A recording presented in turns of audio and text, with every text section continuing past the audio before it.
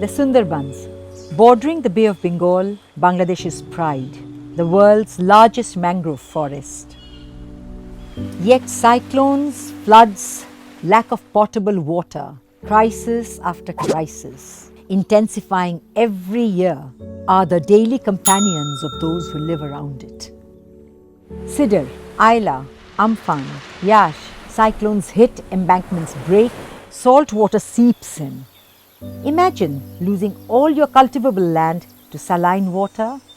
Imagine having repeated miscarriages and then being taunted and ostracized for being unable to bear a child. Imagine going deeper into the forest to collect fish, fruits and honey with fear of tigers or gangs of pirates. But people never lose hope.